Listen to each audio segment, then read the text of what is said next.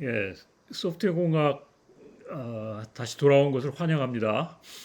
예, 오늘 강의 주제는 정적 모델링입니다. 지난 시간에 우리가 객체 지향에 대한 여러 가지 개념들, 어, 뭐 클래스라든지 또 클래스 안에 있는 여러 가지 요소들, 그다음에 클래스 사이의 어떤 관계들, 그런 것들이 이 객체지향 프로그램에서 굉장히 중요한 구성 요소가 되는 거기 때문에 그 개념들에 대해서 우리가 잘 알고 있어야 하겠습니다. 자, 오늘은 그러면 그 객체지향 개념을 바탕으로 해서 우리가 모델링을 할 때 정적인 측면에서의 어떤 모델링, 그러니까 프로그램 안에 있는 어떤 구성 요소들이 어떻게 구조적으로 관계를 맺고 있는지 그런 것들을 모델링하는 그런 내용을 오늘 소개하기로 하겠습니다. 지난번에 우리가 UML 얘기할 때 정적 모델링을 할 수 있는 여러 가지 다이어그램 중에 클래스 다이어그램이 가장 중요하다는 얘기를 했습니다. 그 이유는 이제 클래스 다이어그램만 가지고 있으면 프로그램의 대부분의 그 골격을 우리가 코딩을 할 수 있기 때문에 클래스 다이어그램 안에 상당히 좋은 많은 정보를 담아야 나중에 우리가 그 구현 단계에서 훨씬 더 수월하게 코딩을 할 수 있게 됩니다. 자, 그래서 클래스 다이어그램 오늘 배울 텐데 UML 다이어그램 중에 가장 대표적인 거고 다른 다이어그램보다는 우리가 코딩할 때 여러 가지 중요한 정보가 있기 때문에 다른 다이어그램들이 사실은 이 정적인 모델링을 위한 클래스 다이어그램의 어떤 보조적인 역할을 하는 그런 뷰라고 할 수 있겠습니다. 그래서 클래스 다이어그램은 정적인 측면을 모델링한다. 정적인 측면이라는 것은 우리가 그 동적인 측면은 우리가 시간 요소를 우리가 포함하고 있지만 정적인 것은 시간 요소가 없이 시스템의 어떤 그 시스템이 맨 처음에 만들어지고 그것이 사라질 때까지 그 안에 있는 요소들이 항상 존재하는 내용들이고 그것들을 바탕으로 해서 우리가 그 문제를 모델링한 것이라고 할 수 있습니다. 자, 여기 밑에 이제 이 슬라이드에 분석 모델로 사용한다고 그랬는데 여기 나온 그 얘가 클래스 다이어그램을 아주 간략하게 그린 것인데요. 여기는 이 박스가 하나의 클래스고요. 그리고 그 클래스 사이의 관계들을 이렇게 화살표나 이렇게 선으로 표시를 합니다. 네, 그래서 여기 지금 보면 클래스가 세 개가 있다는 거죠. 그죠? 인보이스라는 어떤 견적이 있고 그 다음에 인보이스 안에 라인 아이템이라는 거는 그 어떤 물건을 그 견적을 낼 때 그 상품이 한 개가 아니라 여러 개니까 그 여러 개에 대한 하나하나의 각각의 아이템에 대한 내용이 지금 요 다음 중간에 있는 클래스에 들어가 있겠죠. 그죠? 네, 그 다음에 이 프로덕트라는 거는 그 뭐 견적이 여러 개라고 했을 때 그 견적 안에 있는 어떤 상품이 구체적인 정보를 나타내고 있는 그런 부분이 오른쪽에 있는 프로덕트입니다. 그러면 이 라인 아이템과 프로덕트를 왜 구분하느냐? 어, 뭐 A라는 사람이 B라는 프로덕트를 살 수도 있고 C라는 다른 사람이 B라는 프로덕트를 살 수 있겠죠. 그 만약 프로덕트가 없이 그냥 라인 아이템을 이렇게 계속 중복한다 그러면 상품에 대한 정보가 뭐 그거를 견적을 낼 때마다 여기 라인 아이템에 들어가야 될 겁니다. 그죠? 그래서 라인 아이템에는 그 견적에 대한 그 물건을 몇 개 견적됐는지 그 수량만 나타내고 그 상품에 대한 여러 가지 정보들, 변하지 않는 정보들은 오른쪽에 나타내야 되겠죠. 그죠? 자, 그래서 요 아주 간략한 클래스 다이어그램 안에도 상당히 여러 가지 의미들이 포함되어 있습니다. 예, 그 의미를 여기 그냥 글로 썼는데요. 견적에는 0개 이상의 견적 항목들이 있고 각 견적 항목에는 제품에 대한 설명이 나와 있음을 의미한다. 네. 그래서 각각의 클래스들이 어떤 역할을 하고 있는지 그리고 구성 요소가 뭔지 그런 것들을 표현한 것이 클래스 다이어그램이라고 할 수 있겠습니다. 자, 그러면 다음 내용을 보기로 하죠.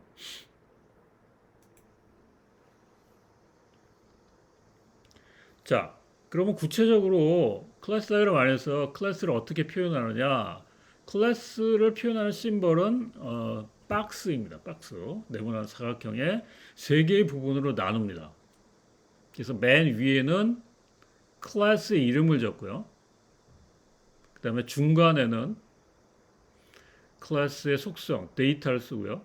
그 다음에 맨 밑에 부분에는 클래스가 가지는 오퍼레이션들, 함수들을 작성하면 됩니다. 예, 클래스의 이름을 쓸 때 우리가 추상 클래스는 좀 구별하기 위해서 이탈릭체로 쓰고요. 그 다음에 클래스가 아니라 인터페이스, 자바 인터페이스인 경우에는 이렇게 인터페이스라는 표시를, 태그를 추가할 수도 있습니다. 자, 클래스 안에 있는 속성, 데이터죠, 그죠? 객체가 가지는 모든 필드를 포함하는데 여기 뱅크라는 어카운트 클래스 안에 지금 이런 데이터가 있어야 됩니다. 라는 속성을 나타낸 겁니다. 그래서 여기 밸런스, 은행 구좌 안에는 잔고를 가지고 있는 그런 속성의 데이터가 필요하고요. 네, 그 다음에 요 밑에 있는 것은 이제 그 트랜잭션이라고 해서 이제 함수겠죠, 그죠?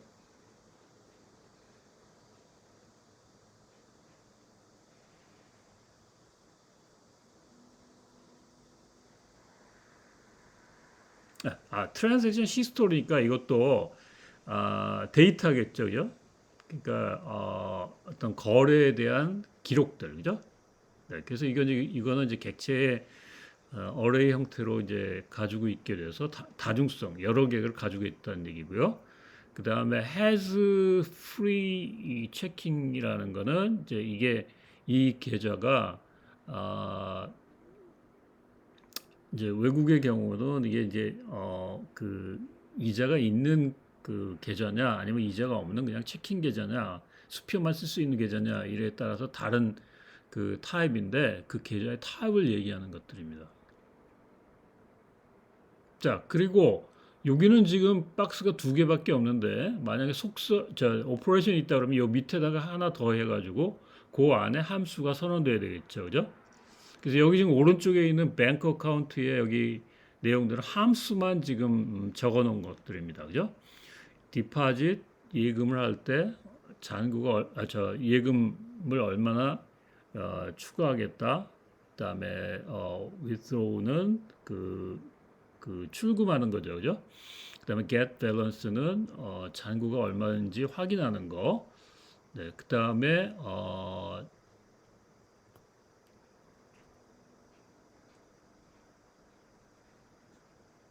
그다음에 트랜잭션 같은 거를 뭐 진행한다든지 아니면 어떤 여기는 지금 뭐 어떤 그 테스트 같은 걸 위해서 뭐 어서트 한다든지 그런 오퍼레이션들을 지금 적어 놓은 것들입니다. 그래서 이 세 가지, 요게 지금 합치면 요 내용들이 요 밑에 이제 들어가야 되는데, 한 박스로 클래스를 표현하고 그 안에 클래스의 이름과 데이터와 그 다음에 오퍼레이션들을 표시하면 되겠습니다. 이 중에 이제 우리가 오퍼레이션을 정의할 때 좀 생략해야 될 게 있는데, 우리가 get이나 set 오퍼레이션들, 지금 여기 있는 데이터들이 이제 이런 마이너스로 표시된 것은 이제 프라이빗한 데이터들인데요. 이런 것들은 밖에서 쓸 수 있게 읽을 수 있게 또는 밖에서 그 데이터를 변경할 수 있게 get이나 set 데이터가 오퍼레이션이 필요하겠죠, 그죠? 그런 경우는 이제 여기다가 구태여 그걸 다 표현하지 않아도 나중에 코딩할 때 다 고려해서 표현을 코딩을 하게 됩니다. 예, 그래서 여기 지금 데이터 앞에 있는 플러스는 public, 마이너스는 private를 얘기하는 거고요. 그 다음에 이제 디폴트 값도 적을 수 있고, 그 다음에 이런 다중성, 그 데이터가 여러 개인 경우에 객체 뭐 어레이라든지 이런 것도 표현할 수 있고요. 그 다음에 어떤 타입도 표시할 수 있습니다. 오퍼레이션 경우도 마찬가지로 그 퍼블릭이냐 프라이빗이냐 프로텍트냐 표현할 수 있고, 그다음에 함수 이름과 파라미터와 리턴 타입을 표시하게 됩니다.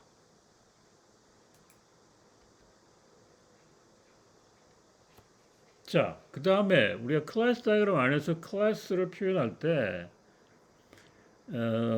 이거를 한꺼번에 완성시키는 경우도 있지만 우리가 마치 우리가 건물을 설계할 때 시간이 많이 걸리죠, 그죠? 처음에는 생각이 요거밖에 안 났어. 클래스 이름밖에 생각이 안 났어. 그 다음에 클래스를 다 생각해 보니까 클래스 안에 데이터가 생각났어요. 그러면 데이터를 그 안에 집어넣어서 그리고 그 다음에 쫙 더 진행되다가 클래스 안에 있는 함수를 알게 됐어요. 그럼 그 함수도 추가하고 또 그 함수들의 여러 가지 속성 같은 게 파악이 되면 그때 더 추가해서 확장시킬 수 있습니다. 그죠?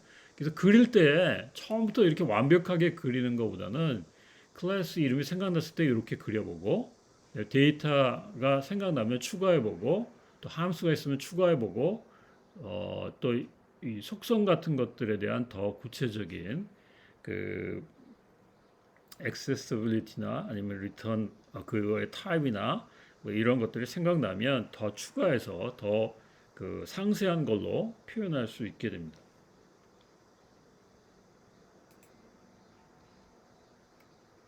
자, 거기까지가 우리가 클래스 다이어그램 안에 있는 첫 번째 요소인 클래스의 표현에 대한 얘기를 했고요. 자, 두 번째는 그럼 클래스 사이의 관계를 어떻게 표현하느냐. 우리 지난 시간에 우리 객체 제한 개념을 설명할 때 클래스와 클래스의 관계가 네 가지 있다고 그랬죠. 그죠? 기억나나요? 연관. 어떤 클래스가 서로 상대 클래스 안에 있는 내용을 참조해야 되거나 아니면 메시지를 날리거나 뭐 그럴 필요가 있을 때, 그다음에 상속 클래스 객체 제한 프로그램에서 그 어떤 클래스의 어떤 그 같은 부류가 나올 때 어떤 데이터나 함수를 다시 정의하지 않고 상속 관계로 정의하는 거. 그다음에 의존 관계는 얘는 좀 관계가 좀 사실은 느슨한 관계인데 어떤 객체가 다른 클래스 안에 있는 메소드에 뭐 파라미터를 쓰였다든지 뭐 이럴 때 이제 의존 관계가 되고요. 그다음에 인터페이스, 자바 인터페이스가 구현돼서 그 인터페이스 안에 있는 오퍼레이션이 실제 구현된 코드가 있을 때 그때 구현 관계로 표현합니다. 그래서 각각 네 가지 관계에 대한 그 어떤 클래스 다이어그램 안에서의 표현은 연관은 이렇게 화살표나 아니면 직선으로 표현하고요. 그러니까 직선으로 표현했을 때는 양방향이라는 거죠, 그죠? 그러니까 화살표가 있을 때는 이쪽에서의 그 하버에서 보트에 대한 레퍼런스만 가지고 있지 보트 쪽에서는 하버를 있는지 없는지 모르는 거예요, 그죠? 그런 일방적인 연관. 그다음에 상속은 우리 이렇게 삼각형 헤드가 있는 화살표로 표시하면 됩니다. 그래서 그 의미는 이 보트라는 클래스에 정의되어 있는 여러 가지가 세일 보트도 하나의 보트의 일종이기 때문에 그 데이터와 함수를 정의하지 않아도 이 안에 정의된 것을 보고 여기 표현된 이 turn right, turn left는 이 세일 보트 안에 추가된 함수들이죠, 그죠? 자, 그래서 그 관계의 상속이고요. 그 다음에 이제 의존 관계는 여기 표시한 게 이제 요 트레일러라는 게 여기 안에 보면은 여기 파라미터에 저 함수의 파라미터로 지금 사용되고 있으니까 그런 관계를 우리가 의존 관계라고 합니다. 이 객체가 쓰인 거죠, 이 안에서. 그 다음에 구현 관계는 여기 워셔블이라는 인터페이스에 대해서 구현해서 이 보트 안에서 구현해서 그 기능을 갖게 하는 그런 의미라고 할 수 있습니다. 그래서 각각 지금 화살표가 다 다르게 표시되어 있죠. 의존은 점선 화살표, 연관은 지금 실선 화살표나 혹시 이제 이쪽 양쪽 화살표라 그러면 그때는 그냥 실선으로 표시해도 돼요. 그 다음에 상속은 삼각형이 있는 삼각형이 화살표 헤더가 되는 화살표. 그 다음에 구현은 점선 화살표인데 이것도 마찬가지로 삼각형 헤드가 있는 것. 알겠죠? 자, 하나씩 좀 자세하게 설명을 해봅시다. 연관, 지난번에 얘기한 것처럼 객체 사이에 관련이 있다는 거죠. 그죠? 관련이 있다는 거는 무슨 얘기입니까? A라는 객체와 B라는 객체가 관련이 있다. 그 얘기는 뭐죠? A라는 객체가 어떤 일을 할 때 B라는 객체의 도움을 받아야 된다는 거죠. 그죠? 예를 들면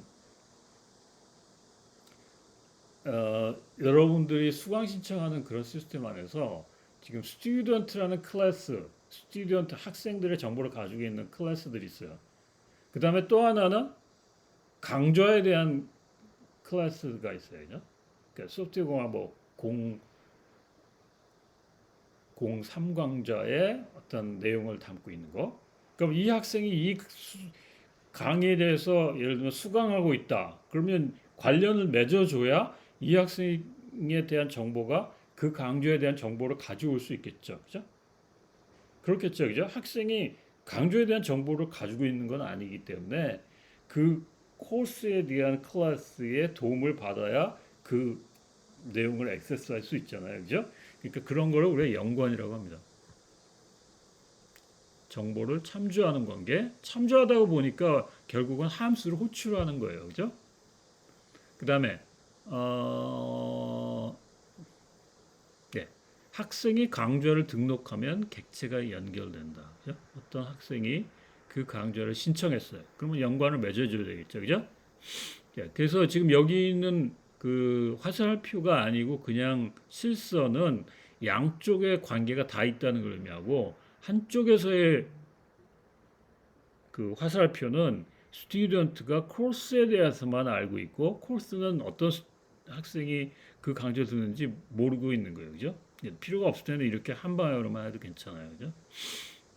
그다음에 연관에는 그런 어떤 연관에 대한 정보, 그 관계에 대한 이름, 그다음에 이제 그 연관이 객체 몇 개까지 이루어질 수 있는지 학생이 10개에서 지금 만약에 30명까지 등록한다 그러면 그런 관계를 의미하고요. 학생이 코스를 뭐 몇 개 들었는지 상한선이 없어. 그런 경우에 여기 이제 그 스타 마크로 n으로 표시하면 그 얘기는 0부터 무한까지 그죠?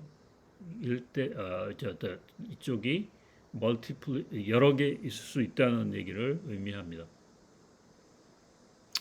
그다음에 이제 이 오른쪽에 있는 것들도 그걸 예를 보면 지도교수당 대학원생이 지금 그 연결되어 있죠, 그죠? 누가 지금 지도를 하고 있는지. 그래서 지도교수 한 명당 여러 명의 대학원생이 지금 연결될 수 있고 지금 PhD 캔디데이트라는 말은 그 박사과정 학생 객체를 의미합니다. 자, 그래서 연관에 참여하는 객체의 수를 우리가 제한시킬 수도 있고요. 아니면 여러 개 둘 수도 있고 아니면 1대1로 둘 수도 있고 뭐 그래서 여기 있는 다중성을 표현하게 됩니다. 아무것도 표시하지 않은 거는 그냥 0부터 n이에요. 그죠? 네, 그다음에 만약 하나만 객체에 표현했다면 2를 표현하고 그다음에 그 연관에 안 맺어질 수는 없을 경우에 적어도 하나 이상 여러 개인 경우 네, 그렇게 표현할 수 있습니다.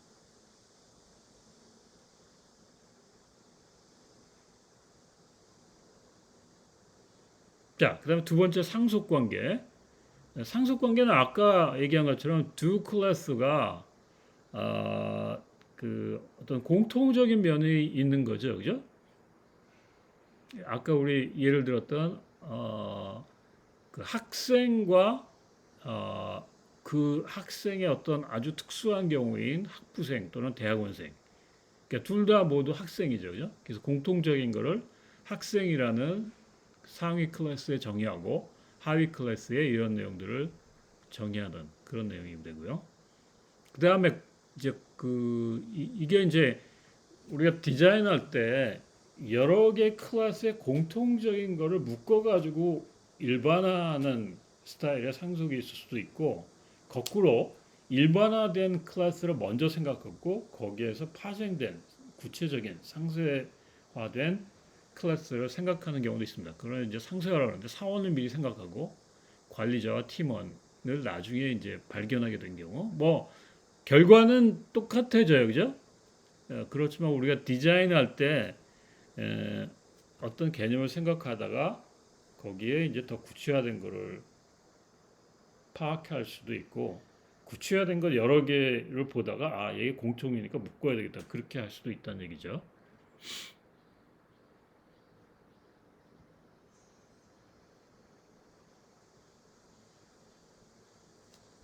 자, 그래서 여기 지금 상속이라는 거는 보트에 대해서 밑에 세일 보트가 상속됐다는 걸 의미합니다. 그죠? 그래서 여기 있는 이 워시와 로드와 그다음에 turn right, turn left라는 함수는 여기 정의되어 있지만 이 밑에 세일 보트에도 다 해당이 된다는 거. 근데 여기 똑같은 걸 또 썼네요. 이 경우는 뭐죠? 객체지향에서 여러분들이 뭐라고 배웠죠? 네, 함수 재정의를 배웠죠. 그죠? 그러니까 위에 정의되어 있지만 그것을 여기 지금 앱스트랙트라고 해서 이제 정의만 돼 있으니까 그걸 구체적으로 더 구현한 거 네, 그런 걸 의미합니다.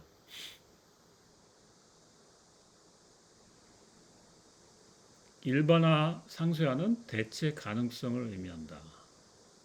보트의 인스턴스가 세일 인스턴스로 ID에서든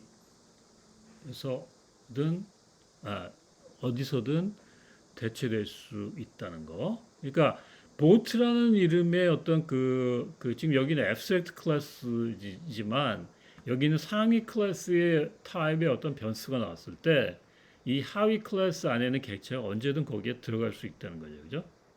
대체할 수 있다는 거. 그다음에 화살표는 이제 구체적인 클래스에서 일반적인 클래스로 방향이 그렇게 돼요. 우리 여러분들이 만약에 집에서 그 뭐 부모님이 상속을 해주겠다 그러면 그 사실 부모님 쪽으로 상속의 표시를 하는 거죠, 그죠? 그러니까 화살표 방향을 그러니까 이 구체화된 클래스에서 일반적인 클래스로 향하도록 누구의 상속을 받는다. 뭐 그런 의미로 화살표 방향을 좀 잘 기억해 두기 바랍니다. 그다음에 의존관계. 의존관계는 제일 흔한 관계예요, 그죠?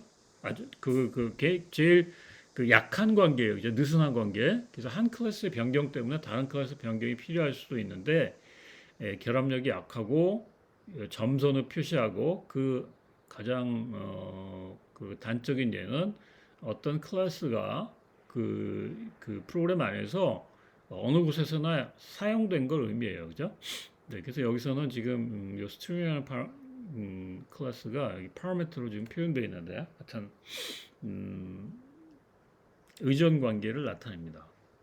그래서 이 경우는 나중에 우리가 이런 스트링이라는 클래스를 구현할 때 스트링 버퍼라는 클래스를 구현할 때 스트링이라는 클래스가 필요하겠죠, 그죠? 그래서 이제 임포트를 하게 되겠죠, 그죠? 그런 관계를 얘기합니다. 자, 마지막으로 구현 관계. 이 구현 관계는 우리 자바의 문법하고 뭐 거의 똑같은 거예요, 그죠? 어떤 인터페이스로 정의되어 있는 곳에서 그 함수를 그 그 어떤 클래스가 구현해서 그런 기능을 갖고 있게 하는 그런 내용이 구현 관계입니다. 그 자바 인터페이스가 이게 되게 중요한데요. 이제 이런 오퍼레이션들을 모아서 정의해 놓으면 그 프로그램의 어떤 그 아주 구체적인 부분, 그러니까 되게 추상화시킬 수 있어요.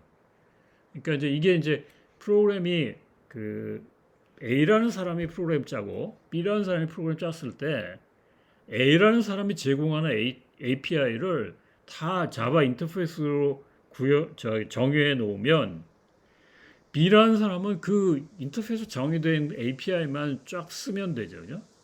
근데 만약 그렇게 하지 않고 막 그 추상 레벨을 두지 않은 다음에 어떤 클래스를 그냥 다 구현해 놓으면 B라는 사람이 그걸 쓸 때 계속 그 내용도 뒤져봐야 되고 나중에 A라는 사람의 프로그램이 변경되면 분명히 B라는 사람의 프로그램에 영향이 많아요. 근데 이렇게 자바 인터페이스 딱 정해놓고 변경시키지 않으면 어떻게 되죠? A라는 사람이 그 인터페이스 구현에 쓴 프로그램에 어떤 변경이 일어나든 인터페이스만 바뀌지 않으면 B라는 사람의 프로그램은 변경되지 않아요. 그죠? 그래서 우리가 이 자바 인터페이스 굉장히 중요하고 많이 쓰는데요. 그 관계를 나타내는 겁니다. 여기 있는 car라는 클래스가 API로 정의해 놓은 스티어러브이라는 요 인터페이스를 얘가 지금 구현해서 그걸 코딩을 가지고 있는 거죠. 그죠? 그러면 이 스티어러브라는 인터페이스를 밖에서 쓰는 프로그램은 어때요? 요것만 알면 되죠. 그죠? 그래서 요것만 불러서 쓰면 이 내용의 구체적인 그 구현이 어떻게 됐는지 신경을 안 써도 돼요. 그죠? 자, 그게 구현 관계고요.